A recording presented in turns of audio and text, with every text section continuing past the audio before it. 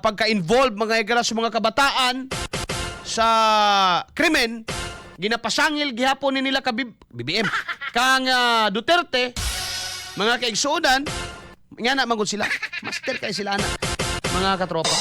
Pero may karon kay doon na may gala giduso nga School Safety Act, kani angay ni suportahan regardless of yellow, pink, red, blue, unsa imong political color, mga kaigsuonan. Go! XFM Katropa. Mga kasama, magandang umaga ulit sa ating lahat. Maraming salamat sa ating mga bisita mula sa iba't ibang sektor na kasama natin ngayon sa iisang layunin. Tiyaking ligtas ang bawat paaralan at bawat batang Pilipino. Kamakailan lamang nagulat at nalungkot ang ating bansa sa balitang hindi nating nakasanayan. Sa Tacloban City, mayroong insidente ng pamamaril na nagresulta ng pagkamatay ng 3 estudyante at pagkasugat sa mahigit 20 bata. Nagpunta po tayo sa Tacloban upang makiramay sa mga pamilya ng mga biktima at makausap ang mga naapektuhan ng trahedyang ito. At sa ating pagbisita, nakita natin ang sakit ng mga magulang, ang takot ng mga estudyante at ang pangamba ng buong komunidad. Ang masakit po dito, hindi lang po ito kwento ng Tacloban. Sa nakalipas na buwan, sunod-sunod po yung ulat ng karahasan sa ating mga paaralan. Nandyan yung stabbing incident sa Negros Occidental, may mga estudyanteng nahuli na may kutsilyo at kahit baril sa loob ng paaralan. May mga kaso ng bullying na nauwi sa karahasan. Ang mga ito at iba pa ay mga insidente na nagpapaalala sa atin na kailangan nating kumilos habang may panahon pa. Maging ang mga universidad ay hindi na rin po ligtas. Kamakailan lamang nagkaroon ng insidente sa Ateneo na muling nagpaalala sa atin na walang paaralan kahit anong antas ang maaaring maging kampante pagdating sa kaligtasan ng mga estudyante. Magkakaiba man ang mga pangyayaring ito, iisa po ang mensahe. Ang mga paaralan ay dapat ligtas. Ang mga estudyante ay dapat ligtas. At ang School Safety Act ay dapat gawing prioridad ng ating gobyerno. Nandito po tayo dahil naniniwala tayo na ang mga paaralan ay dapat maging lugar ng pagkatuto at hindi ng takot. At lugar kung saan may kumpiyansa ang bawat magulang na ligtas na makakauwi ang kanilang mga anak na pumasok sa paaralan. Nandito tayo dahil gusto po nating matiyak na mga nangyari sa Tacloban, sa Aurora at sa iba pang bahagi ng bansa ay hindi na mauulit muli. Nandito tayo dahil panahon ng tanungin ang ating mga sarili, sapat na ba ang mga batas, mga polisiya, mga programa upang mapanatiling ligtas ang ating mga paaralan. Noong una pong sinulong ang panukalang ito, nakatuon ang School Safety Act sa pagpapatibay ng ating hakbang laban sa bullying. At yung bullying po, according to the EDCOM2 report, was one of the top concerns of our schools. Ngunit habang nagbabago ang mga hamong kinakaharap ng ating mga paaralan, nakita ho natin kailangan ding palawakin ang saklaw ng batas. Kaya sa panukalang ito, pinalalakas po natin ang on- and off-campus security. Pinalalawak po natin ang paggamit ng CCTV at iba pang angkop na security measures. Pinatitibay po natin ang mga emergency response protocols. Pinalalakas po natin ang mental health at psychosocial support para sa mga estudyante at mga guro. Okay. At mas pinatitibay XFM Katropa. So, kana may gala nga balaod, ako uyon ko anak mga kaigsuonan niya. Isa pa, pwede na to idugang diya, Senador Bam. No nga, kung na ay security guard ang eskwelahan, ayaw na yung tao na mga ginikanan mo pa'y mag-amot anang ilang sweldo. Kadaghan mga gipangkawat aning kwartas gobyerno. Security guard sa eskwelahan, ginikanan pa'y magpasweldo. Dako man ang binuang mga higala. Dapat apil na mga higala sa posisyon dia, sa labi na sa karon. Dili kay ang ginikanan pa'y magsabot general PTE meeting, magsweldo tag guard ngani, no, kuanta, no? Luoy mga kaigsuonan. So, wala tay kuan na kontra na. Managlahi man nato mga baruganan dia sa ba inyong baruganan dia mga higala, no? Bahala mo diha. Pero sa kani sa eskwelahan, mga higala, dapat walay kompromiso diri. Mga bata na to ang naa diri. Kini nga to mga pangisgutan, mga higala, politika, no? Kung ano na, wala bayra na. Pero kanang safety sa kabataan, mga higala, di na to na pwedeng ipasangil apil sa politika. No? Di na dapat mga higala maapilan pa sa politika. Nasampulan na ta, dapat di na ta mga higala magkumpiyansa. Kay sa Amerika, mga katropa, makaingon ka, susceptible sila, ngano, mga igsuon. Kay ang ilahang, labi na ang ilang sa gun ownership bitaw, lahi kaysa sa atua. Diri atua, stringent ka, ayaw mag-unog baril bay. No? Dili ka basta-basta, diri wala pasabot diri nga gumikan kay media ka, may gala katungod na nimo maghupot og armas, mga igsoon magdadag armas dili. No muagi jud ka kadaghan may gala nga no mag neurotest pa ka, agi jud ka may galas proseso. Dili wala nagpasabot nga gumikan kay negosyante ka, imo na dayon ang katungod nga magdakag armas dili, pwede na. No, dili na siya katungod, pribilehiyo na. So imo nang applyan mga higala, kung mo qualify ka then the state will give you that privilege to carry firearms or to possess mga higala ni anang maong kuan. So lahi atua, di ba? So dapat kinamay mga measure mga higala nga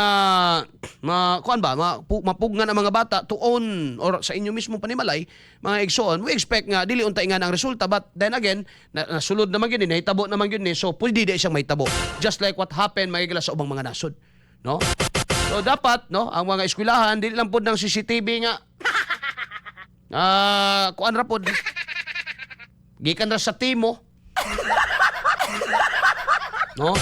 Unya kanang security, tama man tingon ni Senador Bam, on and out, in and out. In the school, inside the school, and outside the school, perimeter. Perimeter lang po na. They can only do for the perimeter, mga higala. No, kanang as palibot ba? No? Kay, abi nimo, dili mga higala makatarunganon nga moingon ka. Duterte may sad na ayaw ninyo gina, di na mao. Binuang ginaistorya bay. Og di sa kumuingon mga higala nga BBM mo sa dahilan ana, di sa kumuingon para patas mga igsoon. Di sa kumaingon nga Duterte, sa kumaingon di BBM mga higala, mao gid ni mga bata ron. No? Whether we accept it or not mga higala, sukwahi na gyud kay mga bata karon. Walay presidente nga sad ana nang apil na presidente handos diya nga. Ay! Ikaw may gahimo ana. Kung di na maayo nga si Digong man gud ana, no? Si Digong man gud dahilan na, no. Si BBM man gud karon mo dahilan, wala sa ilabot na, no. Mga gani pakialam ng mga batag balita. Sila naman o isadaan. Politika na natong gisgutan, pero when it comes to that, that's another thing mga higala. Lahi na ng butangan na. No? Dapat wala na siya sa politika, tarungon yun na siya mga igsoon. No? Ngayon naman, future nakasugal diya eh. No? Mga bata nakasugal diya. No? Managlahi man tag mga baruganan, di man tanyo kaubag relihiyon, di man tanyo kaubag tribo, di man tanyo kaubas pagtuo sa badiha mga higala. Pero I think magkauyon ta sa pagprotektar mga higala sa atong kabataan. No? I think walay badge ba do nga musupak di agawas kung mga gibang bakukangan na gyud inyong mga utok kunya si Digong inyong himuong sad-an ana. Madigong man o mga BBM man ang presidente may higala walay no? Ingani na gyud ang panahon karon. Ngano man daghang kay factor, no? Una sa tanan, no? Isa nga factor mga higala, kung imong tapangutan-on gyud ni mga psychologists, pangutan ng mga psychologists. Isa nga factor nga nung na mga bata nga is ang atong environment sa balay. No? Ang pamilya mga higala, it's the core. Balikan nimo mga higala ang atong Civil Code of the Philippines, ang pamilya, no? Inviolable institution, sacred mga higala, balaan, no? Nga mao'y pinakapatakang unit mga higala sa atong institusyon, sa atong society. Basic unit ha. Mga igsoon, mo niyang nucleus sa atong katilingban mga higala. Sa ato pa kung kini mali, well, walay mo, nothing comes out right mga higala kung sa pagsugod pa lang daan sa pamilya mali na mga kaigsuunan. So dapat tama kita diri dapita sa atong pagmatuto. Pero unsa may nahitabo karon? Naay mga di man sa pag-underestimate, may mga mabuntisan nga matarong pud ang ilang pagdala. Pero kasagaran mga higala labi ng sayo kaayo mag-apil-apil mga igsoon kanong pananglitan example ha. Kato mga higala 14 anyos nga dipatay sa Tagala Pilipina in taon mga higala nga katarong nga babae. No? Kabalo kag unsay ko nato record atong bata, broken family. Sala dayon ni Digong ng broken family mo. Masala na sa droga. Ngano man to. Nagdroga man to siguro ang amahan, no? Nalambigin sa droga may higala ang amahan, nabungkag ang pamilya. Oh. Makaingon pa kung tama si Digong may higala sa pag-ingon nga ayaw gid mog apil-apilan ng droga. Nakadungog ba mong BBM ni ingon na ayaw mag-apilan ng droga? Sa maingon niya, tuloy-tuloy lang kayo. Ay! O, tanawan ng utok ni Badong. Impluwensya ni Duterte ang karahasan lalo na sa mga kabataan. Oh, man nga nang utok kung pasabot may galang wag yung mga ayo, no? Mas kaysa impluwensya Duterte daw. No? Ngano si Duterte nag-ingon na pagdruga mo doy. Sa kani atong sumpayan mga higala. No kay ug mo patol ta ng style ni Badong, awa ta maugmaan ta ana, no? Di ba kapildi ka ana? Nga sa ni Digong mga higala ng impluwensya kuno sa mga bata. Mga interview kog adik bi, kinsa naka-impluwensya niyang mag-adik-adik.